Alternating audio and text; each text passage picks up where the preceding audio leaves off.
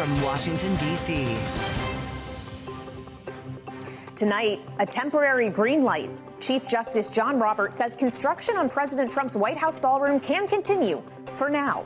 The order keeping the project moving while the legal fight goes on. We'll break it down with Bloomberg's Greg Stohr. Plus, a midnight deadline is looming. U.S. and Canadian negotiators have just hours to finalize a trade deal before new 50% tariffs are set to take effect. All as President Trump moves to temporarily ease separate tariffs on some beef imports in a bid to bring down prices. And cost of the conflict. Another pressure point for affordability, elevated energy prices, with Brent crude still hovering above $90 a barrel as the conflict with Iran drags on with no end in sight. We'll speak with CSIS's Clayton Seigle about the outlook for energy markets. From Bloomberg's Washington, D.C. studios to our TV and radio audiences worldwide, welcome to Balance of Power. I'm Kaylee Lyons. Joe Mackey has the night off. And we kick off our coverage with a big, yet temporary, win for the president and his long-sought White House ballroom. After Supreme Court Justice John Roberts said the president can continue building the ballroom for now, while the justices consider a longer-term order on the massive construction project.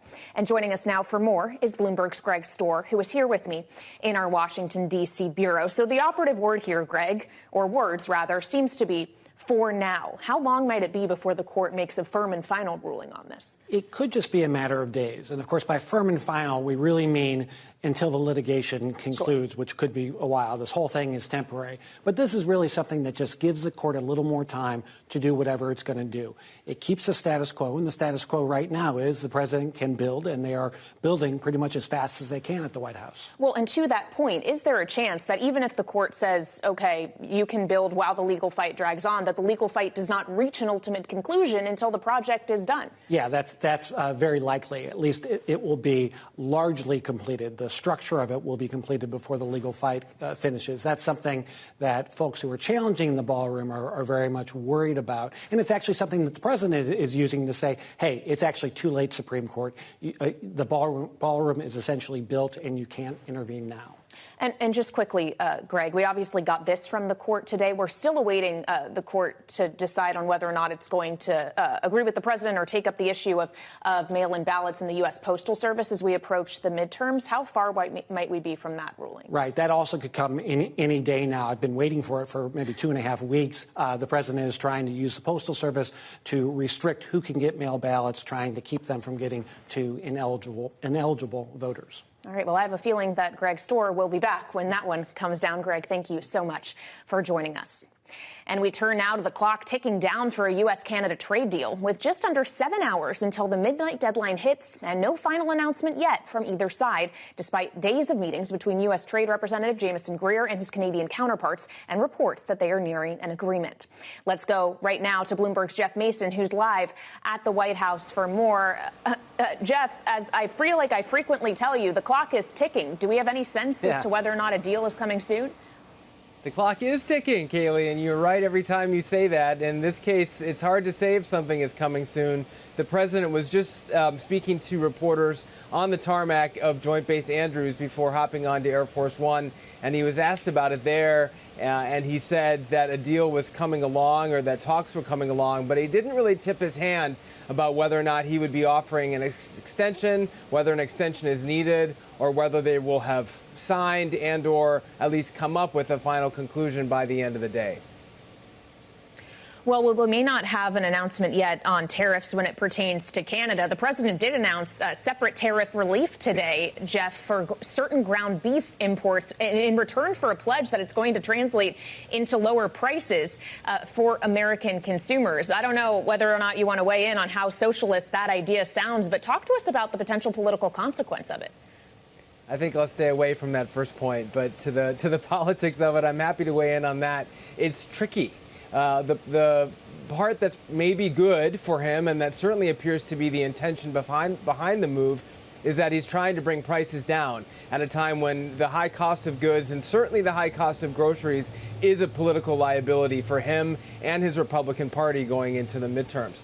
But he didn't get a whole lot of praise from some Republicans, particularly those in states with a lot of farmers and ranchers like Montana and Wyoming, who criticized the move and said that this was actually undermining ranchers, domestic ranchers, at a time when they are struggling to raise beef and to bring in money themselves because of droughts and problems in that industry. So giving basically a leg up to imported beef in this case may bring some prices down for some consumers, but it's not helping the domestic growers and the domestic farmers. And that's a really important constituency to him going into November and going into the presidential election for whoever succeeds him in 2.5 years. Well, and just quickly, Jeff, I can't talk to you on the north lawn of the White House with the ballroom construction happening just behind you without asking you about this ruling we were just discussing with Greg. Obviously, this is what the president wants. The court is ruling in his favor in this case. But did they really have a choice? It's a win for the president, no doubt. And I think your question is spot on, Kaylee. In many ways, the White House has made it such that the court doesn't have a choice. Because what are they supposed to do if the ballroom is nearly finished? And it's not nearly finished yet, but they're getting a lot of progress done on it. And despite the legal entanglements, it seems to have been the White House's and the president's strategy to just build, build, build. And the broader political strategy there has also been just do it, don't ask permission, ask forgiveness later. He's not even asking for forgiveness, he's just doing it. And that is having ramifications in that, he already tore down the East Wing. So that's gone. The ballroom is being built. It's facing these legal entanglements. We'll see what they say in its final ruling. But in many ways, it looks like the court's hands are tied. All right, Bloomberg's Jeff Mason, thank you so much. Of course, we got a little reaction from the president on Truth Social. He said presidents have wanted this ballroom for 150 years and the military has wanted it for 100. I didn't know they were thinking about drone ports back in 1926. But we want to get now to the looming deadline once again between the U.S. and Canada and the potential implementation of further tariffs if the clock strikes midnight with no agreement in hand. Joining me now for more is Mary Ng, the former international trade minister of Canada under Prime Minister Justin Trudeau. Mary, welcome to Bloomberg TV and radio. It's great to have you. I wonder if you're hearing anything from your colleagues who are currently engaged in these negotiations at all as to whether or not forward progress really is being made, whether a deal can be reached within the next 7 hours, or we might have to see another extension.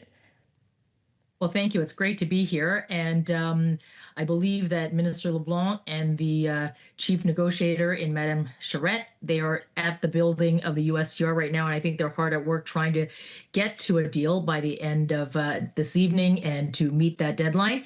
I am hoping that they will be able to get there based on a lot of the, positive signals that we have received, not only from the Canadian side, but also from Ambassador Greer a couple of days ago. I think both teams are hard at work, and I think that what they're trying to do is to get a deal that will meet today's deadline. But we'll see.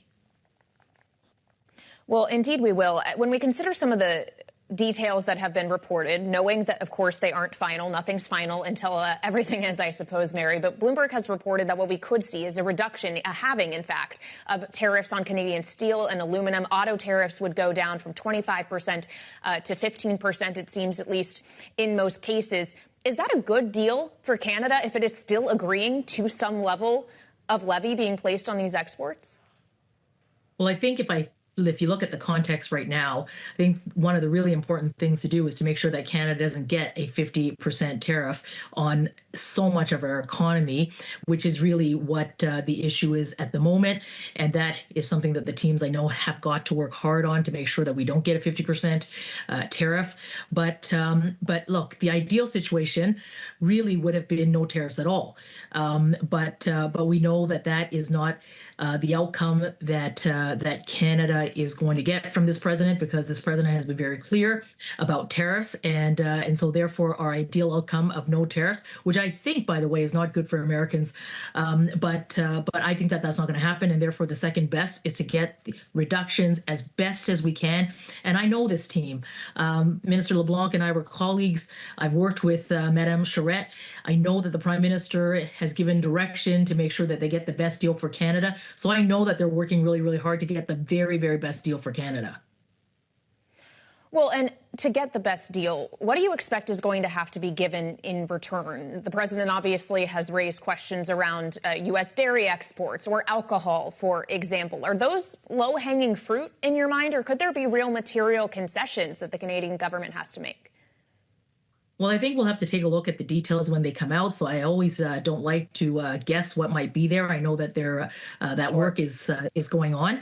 But look, I mean, if I hear what Minister LeBlanc has said a couple of days ago about Canada's supply management system and that we've been able to preserve that, I think that's very good news. I heard the president say at the same time that that he sees a path towards towards some benefits for American farmers. I think that somewhere in there, I think both can be true, to be candid, and I think the teams are working very, very hard at that.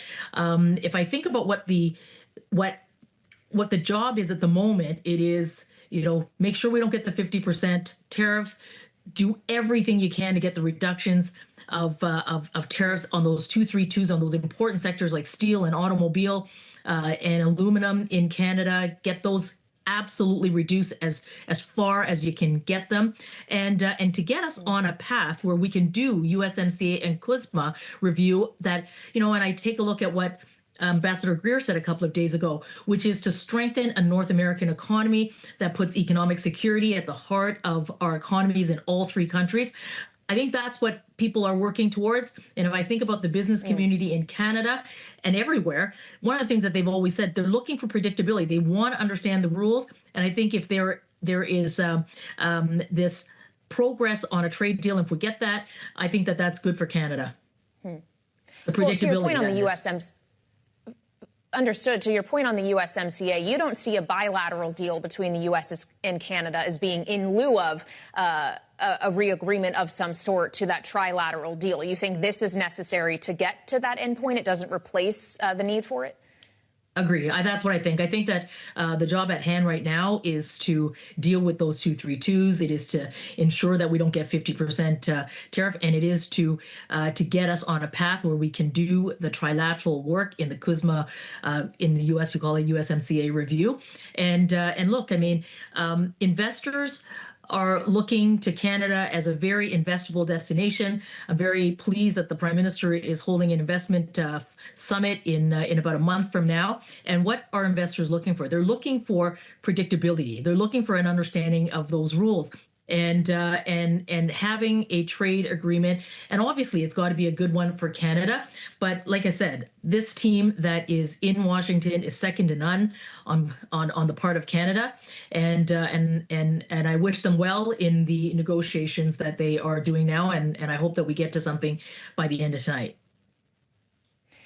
If something is reached and this deal brings certainty, there's always the question, especially with this administration, as to how long that might last before minds change or a different part of the equation is manipulated in some way. Mary, how crucial is it to Canada that they still pursue a diversification of trading relationships away from the United States? I think that you can do both. I think that the United States is our neighbor; they're our largest trading partner. I think that our geography is not going to change, and I think that work will need to continue there. But of course, Canada has many trading partners around the world. When I was trade minister, we had access to 65% of the world's economy through our existing free trade agreements in Asia, in the Middle East, in south of the border. Of course, in Europe, for example. And I know that under this Prime Minister and current Trade Minister, they're negotiating even more market access and investment attraction. So diversification is important for Canada. Canadian businesses are looking to access those markets. So I think you can do both. You can keep working on making sure that we continue to do trade with the United States, but at the same time, look at those very those wonderful markets, whether they be in Asia or whether they're in Europe or whether they're in other parts of the world, for Canada and our goods, our services, our technologies to go into, but also to attract investment into Canada from those very areas. When you talk about wonderful markets in Asia, is China one of those opportunities? Well, Asia is very big. I mean, the last agreement that I was working on. So is China. The Southeast.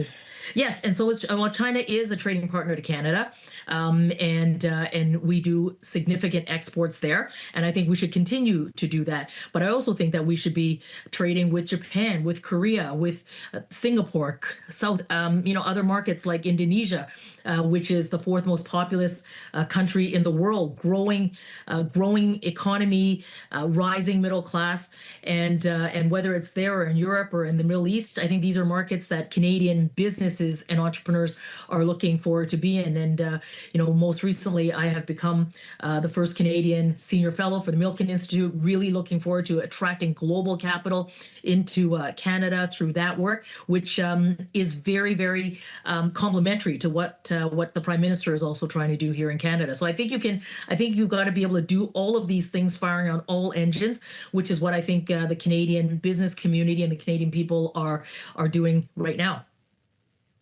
All right, Mary Ng, thank you so much for joining us. As she said, she knows the negotiating team well as they do their work ongoing here in Washington. Appreciate your time. Thanks so much. And still ahead, it's been a whiplash week for treasuries and the best week for Bitcoin in more than 3 years. We'll have the details next on Balance of Power on Bloomberg TV and Radio.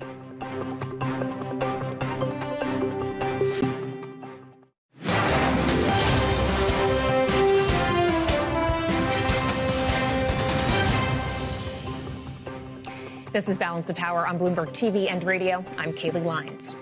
It was a jittery week on Wall Street, but it ended today with the Dow surging 500 points, the Nasdaq 100 halting its 5-day slump, and Bitcoin posting its best week since 2023. For more, we turn now to Power Moves with Bloomberg's Nora Melinda, who joins live from World Headquarters in New York. Nora.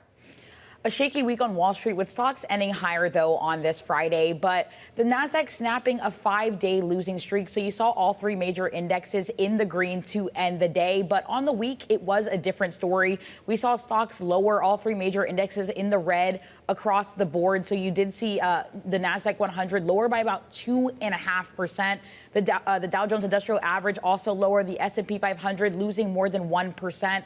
The main focus, the story of this week, was certainly the bond market. A lot of focus on the long end yields as we look at the curve and how the Treasury market is performing, especially given the fact that a lot of investors were fixated on what the Treasury was saying in terms of their plan to essentially lower borrowing costs. And the question there is essentially whether or not they actually will just be a Band-Aid or whether this is a short-term fix. That was essentially what was hovering over Wall Street this week. And we, of course, had oil still adding to some of those inflation concerns and a lot of earnings out of some of those big box retailers. Walmart giving us a sour response and sour sales there. But we did see some strength when it comes to Ross and a few other names that came through the pipe. But next week, we're all looking ahead to see how this AI trade story will continue, with everyone looking ahead to NVIDIA, which reports earnings post-market on Wednesday. Yeah, that's going to be a big catalyst, I'm sure. Nora, just quickly, can we talk about Bitcoin?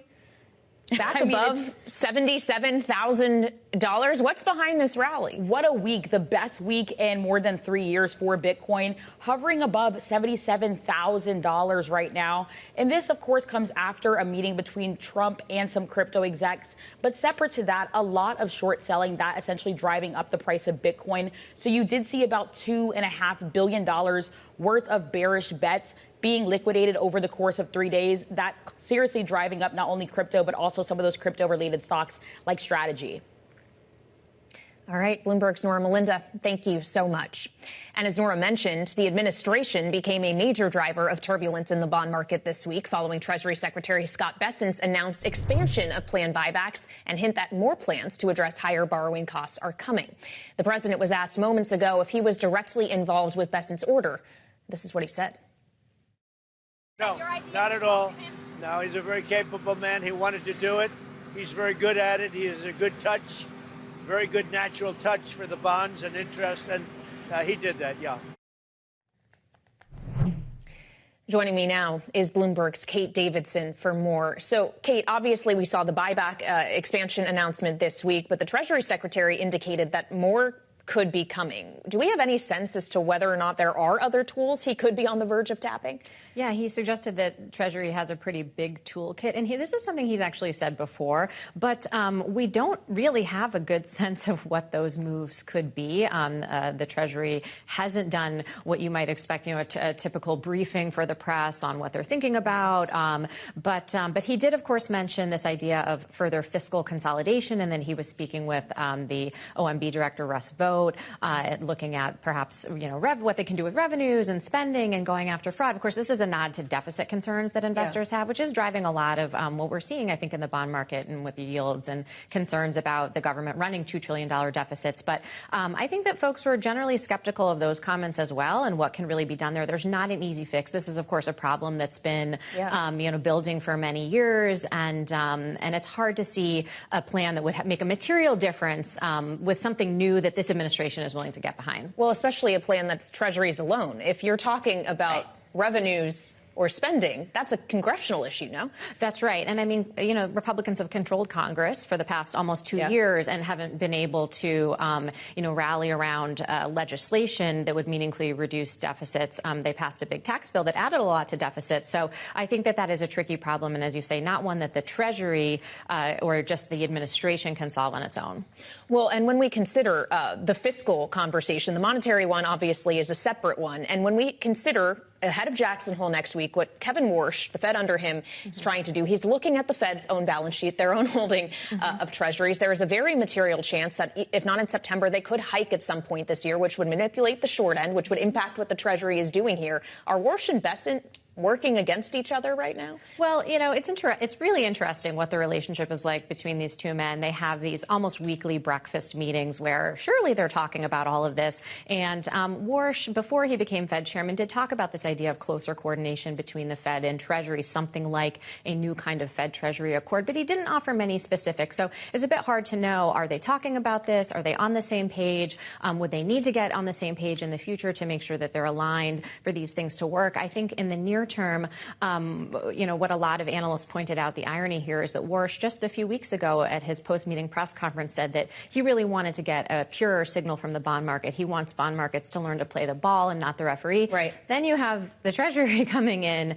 and intervening in the bond market. So the immediate takeaway was just that this is going to complicate the message for a Fed that's looking for a clearer signal from the bond market. Well, and a Fed that, to your point, wants to send fewer messages of its own and let the market do the talking. So are we all building up to Warsh's speech at Jackson Hole this week and may not actually have that much to show for it? I think we are really wondering what sort of big message he's going to be willing to deliver, right? If the Fed or Fed officials seemed like they were heading toward a possible rate hike in September, I think this would certainly be the stage to lean into that. But you did see this weaker jobs report from July that we got earlier in August, and inflation coming a bit softer. So I think that that takes some of the pressure off of a September hike. So we'll have to see then how much further is Kevin Warsh willing to go. A lot of questions after his press conference about the Fed's commitment truly to bringing down inflation and their willingness to raise rates if inflation doesn't come down. Will he be prepared to say that and even signal, when that might happen? Probably not likely to get any timing guidance, but that's what we'll be listening for. We know forward guidance isn't his favorite thing in the world. Bloomberg's Kate Davidson,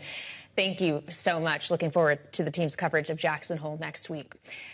And still ahead, Iran's president is urging for the war with the U.S. to end with a, quote, victory. Even as the Trump administration promises an economic D-Day is coming. And we're expecting that Secretary Bessent, who we were just discussing, will have more on those specifics ahead on Monday. We'll hear what the former national security advisor in the first Trump administration, John Bolton, had to say about the plan and the state of the war. And that conversation is ahead on Balance of Power on Bloomberg TV and radio.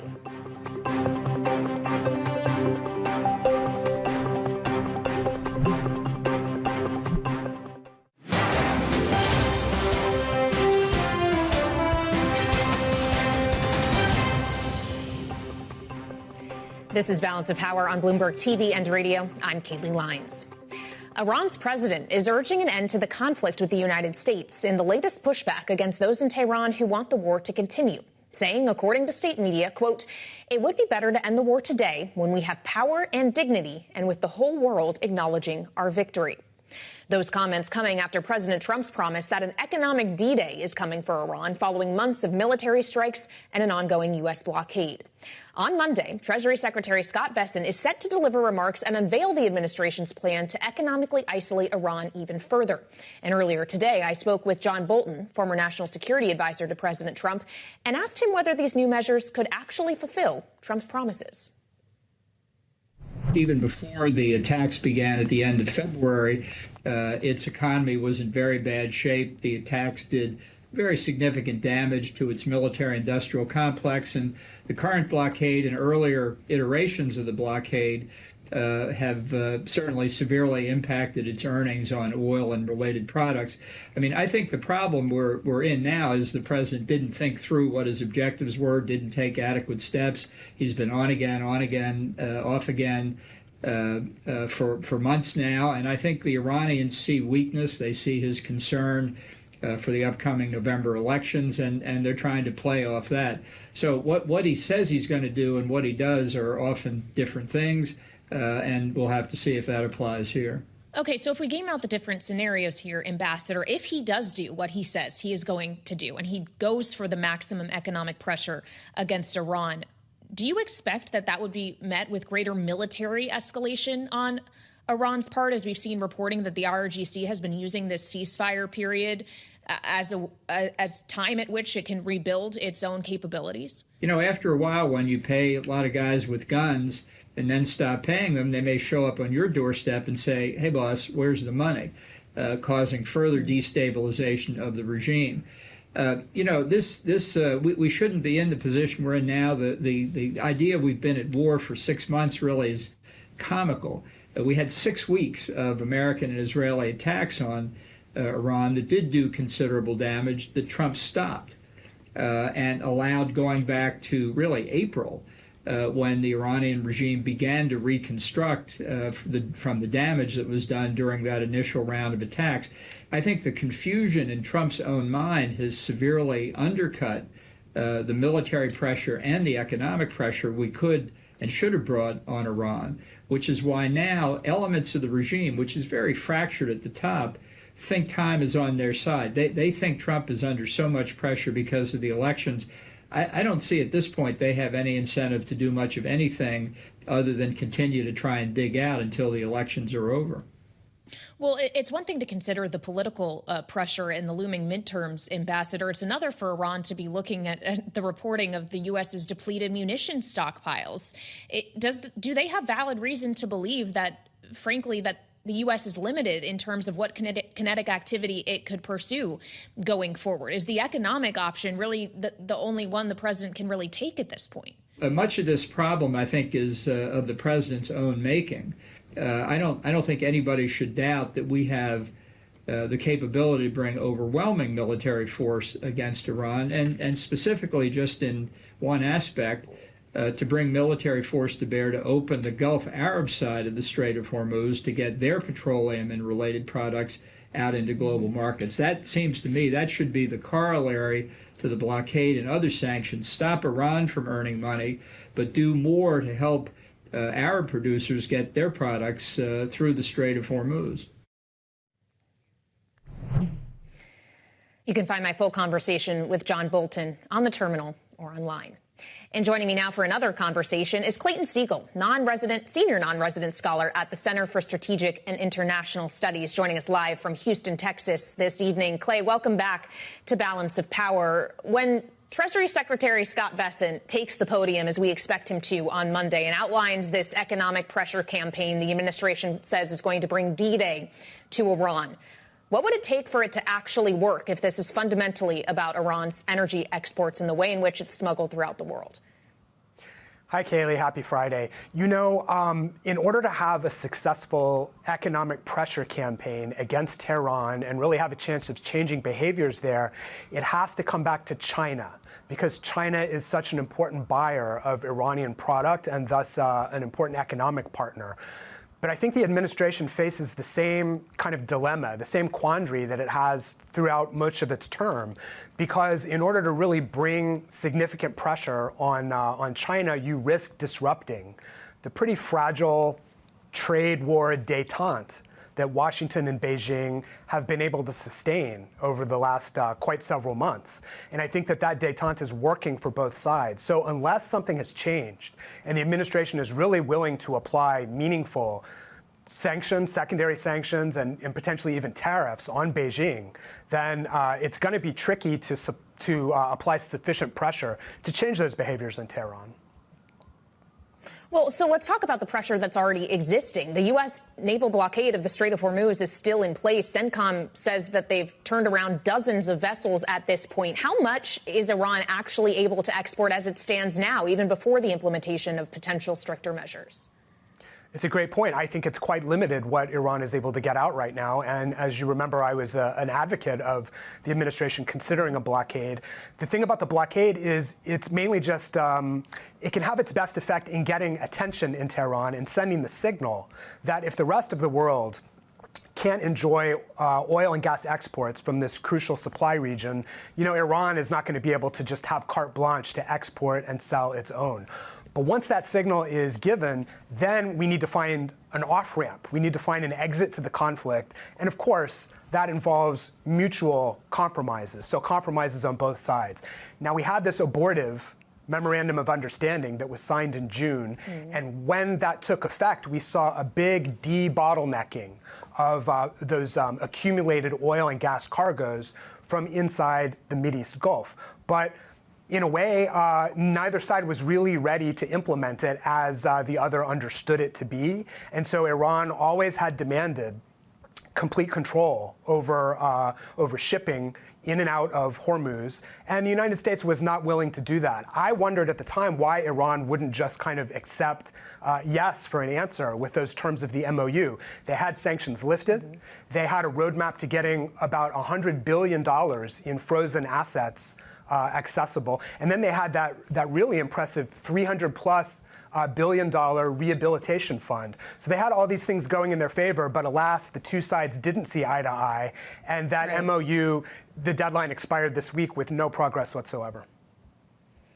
Yeah, progress has been hard to come by on the diplomatic front. And when we can talk about the Strait of Hormuz, which the president has repeatedly said is in total U.S. control, whether or not that is true in its entirety. Clay, can I just ask you, if we were to see the U.S. pursue maximum economic pressure, go after China, go after any buyer of Iranian oil, actually get serious about this, what would it do to energy prices and by extension to U.S. gasoline prices? Because we know the president is, while he publicly says otherwise, conscious of the price pressures here at home ahead of the midterms.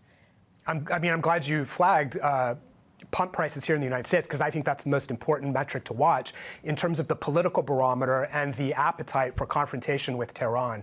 We're closer to 4 now, but if we start to move, we're moving higher. And if we move toward 5, I think we'll see, definitely greater concerns at the White House, within the administration. So what it would take and what it would look like if you had meaningful pressure through an economic campaign is probably higher prices in the short term. Not necessarily because of the Iranian oil that would be at risk. As we said from the blockade, it's already pretty much shut down right now, but it's about Iran's propensity to retaliate. It still has the ability to fire on shipping and to fire on critical infrastructure, both oil and gas in the Mideast Gulf, and you're going to have to build in a premium for oil and gas prices if we go in that direction. Well, do you feel like enough premium is in the price right now? Then we're back at $93 a barrel on Brent, Clay, but is the bias higher? I believe that this price range right here in the 90s kind of represents this delicate balancing act where both sides want to push the envelope and try to motivate the other side to make concessions. But at the same time, they don't want to return to March. They don't want to return to full-blown war and exchanges of fire where they both incurred quite some losses. So I think that until there's some kind of breakthrough on the diplomatic channel and the sides can agree on a new off-ramp, we're going to trade sideways here. But I think that gasoline and certainly diesel in its short supply continue to tick higher. All right. Clay Seigle, appreciate you joining us from CSIS. Have a good weekend, sir. Great to have you on the program. Thank you. Still ahead, the president is heading to South Carolina for a political rescue mission. We'll dive into the Republican Senate runoff that's getting Washington's attention this week. Up next on Balance of Power on Bloomberg TV and radio.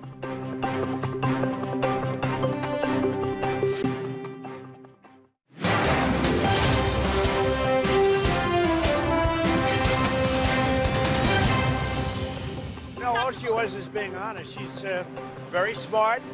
And she was being honest. I mean, she's into the price of groceries, the price of food, the price of beef.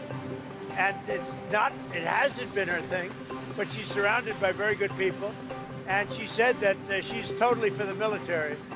I mean, she's going to do what the military wants and really what the president wants. She understands that national security is my thing. And she is a terrific woman who answered. I watched that. I thought it was a very honest answer, actually. Welcome back to Balance of Power on Bloomberg TV and radio. I'm Caitlin Lyons. And that was President Trump moments before he boarded Air Force One en route to South Carolina to join Senator Darlene Graham, who is running to fill the seat of her late brother Lindsey Graham on a permanent basis and is facing off against Congressman Ralph Norman in a runoff primary vote Tuesday that got tougher after Graham's debate performance that the president referenced there. And then today, former South Carolina Governor Mark Sanford endorsed Norman, putting him at odds with the president. With us now for more is Bloomberg's Caitlin Riley. So, Caitlin, how close is this race realistically, and how crucial is it for the president, who has thrown his backing behind Graham, that she win on Tuesday? Well, it's quite a tight race. Graham obviously did not cross 50%, which is what she needed to do to avoid a runoff. So in that, and it's been also a very short primary race. So it really is very much up in the air. And Trump, during the Republican governor's primary down in South Carolina, also kind of had a wonky track record. His first pick in that race came in second, of course, at the last minute. He also endorsed the ultimate winner. So the stakes are high here for President Trump, and we've seen him step up his support for Graham in the recent weeks. As you've noted, he's on his way to South Carolina now, and so he's really thrown in and going to bat for her. Well, and it's not just the president. We were showing there that there's others alongside him. If you're with us on Bloomberg TV, you see that Senator Tim Scott, who, of course, is the chair of the NRSC, will be there tonight. So, too, will Senator John Barrasso, a member of Republican leadership. The establishment is behind Graham, Caitlin, but that isn't necessarily something that benefits you in this midterm cycle, is it? No, it's not. We've seen voters are increasingly anxious about the state of the economy. And so the endorsement of sort of the Washington establishment is not necessarily an advantage. Of course, President Trump's track record in Republican primaries has been quite strong throughout this primary season. But you've seen Norman really try to paint himself as an outsider conservative candidate, even though obviously he's been in Washington for many years himself. But he's a prominent member of the conservative House Freedom Caucus and has used his time in the House to frequently buck leadership and pull the party to the right. And so you've seen him really try to stake out a position as the outsider conservative voice, whereas Graham is starting to really occupy this more insider establishment lane, despite being a political newcomer. All right, and not an expert on national security, as she admitted in that debate. Bloomberg's Caitlin Riley, appreciate it. Thank you so much. And joining me now for more is tonight's political panel. Democratic strategist Laura Fink is with me, founder and CEO of Rebelle Communications, and Republican strategist Rick Davis, a Bloomberg Politics contributor and partner at Stonecourt Capital. Rick, you obviously knew Lindsey Graham incredibly well. He was a national security guy. He was one of the biggest hawks in Washington. Not that his sister necessarily has to be by default, but is her admission that she's not well versed in national security potentially going to doom her in this runoff on Tuesday, or does President Trump showing up in North Carolina save the day? Yeah, these kind of special elections are particularly ignored by voters, right? It's just not in their normal cycle. So when they had the debate the other night and Darlene Graham kind of punted on national security, it's likely the highest rated event in this cycle for this special election. So it meant that a lot of people saw her for the first time, thinking about her as a candidate, and probably weren't particularly impressed. That being said, if Donald Trump can actually stick to the message that we just heard him talk on the tarmac about consumer prices, which, by the way, is one of the first times I've heard him articulately describe a candidate around economic issues, then that's a huge advantage, because in a low turnout race like this will be, where it's a base race, which is, the toughest people to get out, you stand a chance of Donald Trump really influencing this race, even though I totally agree that nobody really wants the establishment hung around their neck in this election cycle. If you're with us on Bloomberg TV, you see a live shot of Myrtle Beach right now, where the rally already is underway. And again, President Trump is expected to be there shortly. Laura, we heard President Trump on his departure suggest that Darlene Graham was simply being honest. And I wonder if voters might give a candidate credit for being honest about their strengths and weaknesses. Is there something to straight talk? Not when you're a woman, not like that. Not after you've dropped the ball so spectacularly in what I agree was the most watched point in the campaign and likely to be until the election day. You can't make that mistake. I think men have a little bit more latitude on that front, but it was a direct fumble. She can only hope that Trump can throw her a life preserver with his connection to the Republican base. And I think there's a good chance of that, particularly in a very low turnout election as this special is supposed to be. But this was a significant fumble and not particularly recoverable, especially given that there are only a few days left in the race. Well, it's one thing for the president to show up at a rally, Rick. It's another for the president to show up with a check. His MAGA Inc. PAC, according to the latest filing, has now $404 million in it. And in the month of July, he spent exactly zero of those dollars helping Republican candidates in the midterms. At what point is it too late for that money to be deployed and be useful? Well, it's certainly too late for this one. I mean, the election's on Tuesday, so that's not going to impact. Sure. More broadly. That being said, he's got to spend it to use it. And the reality is there's no real evidence that there's a plan to spend it. Normally, Republican-led organizations, the Senate Leadership Fund, things like that, they've already broadcast their fall media buy. They've given certainty to Republican candidates all over the country that said, if you're going to get backing from us, we're going to tell you we're going to spend $10, $20, $30 million on fall TV. And we've already made the buy in many cases. So that's the kind of certainty candidates love. They look at that and say, OK, I can build around that base of support. Donald Trump's PAC with $404 million dry powder has not indicated a single race it's going to back. And when asked, the only thing they've said is we'll wait till after this little convention in Dallas this summer to focus on which campaigns we're going to get involved in. Well, and that's just, of course, the consideration of the money in MAGA Inc. Then there's the campaign funds for both parties to consider. Laura, when we look at the figures for July, for DCCC, for the DSCC, they actually did raise more money in July than Republicans, but they still have less cash in the bank. And the figures are pretty stark for the DNC relative to the RNC. The DNC banked $16 million, or has $16 million after raising about $9 million last month, but it has $18 million in debt. Meantime, the RNC has no debt and ended July with $130 million in the bank. How much does that cash on hand disadvantage Democrats?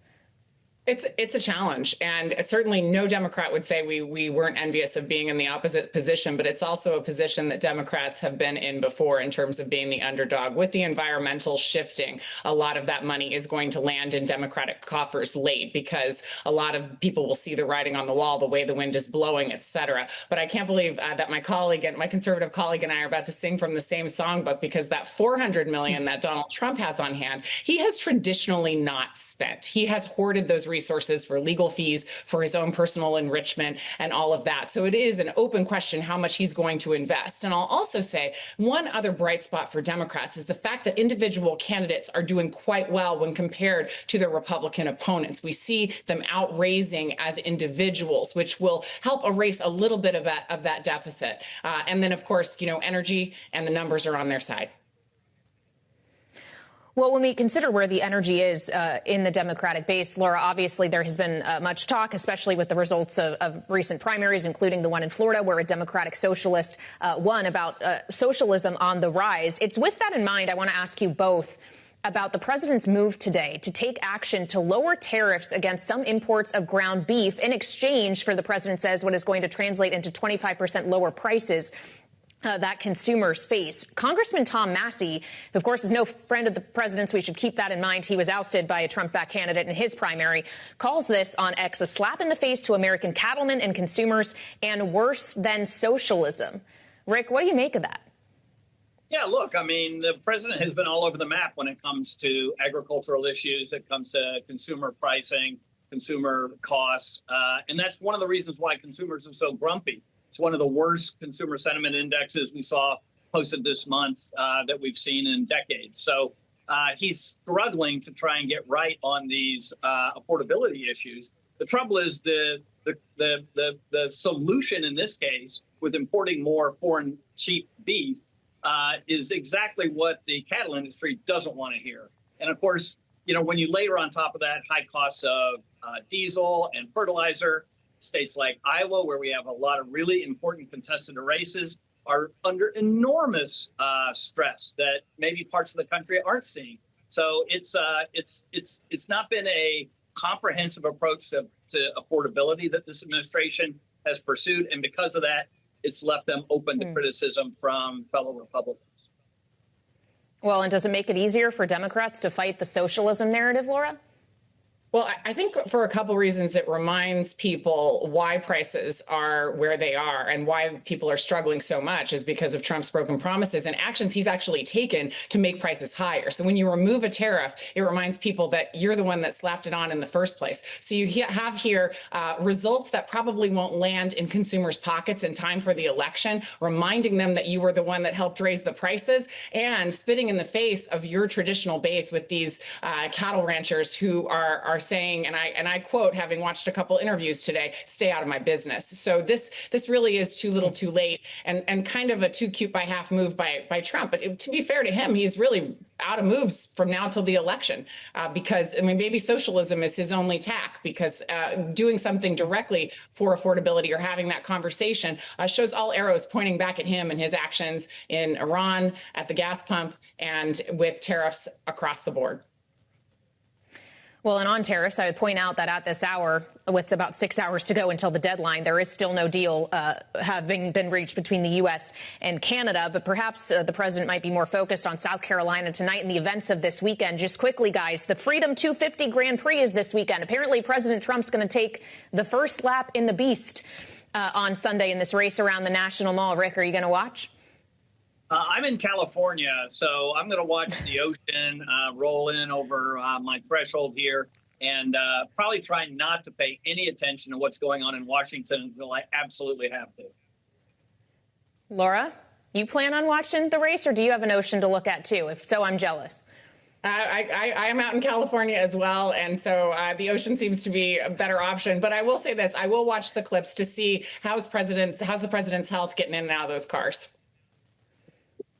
All right. That's quite a note to leave things on. Laura Fink and Rick Davis out in California. I'm here in Washington. Thank you both so much for joining me. And of course, for more coverage, check out the Washington Edition newsletter on the terminal and online. And we'll see you back here on Monday. Have a great weekend, everyone. This is Bloomberg TV and Radio.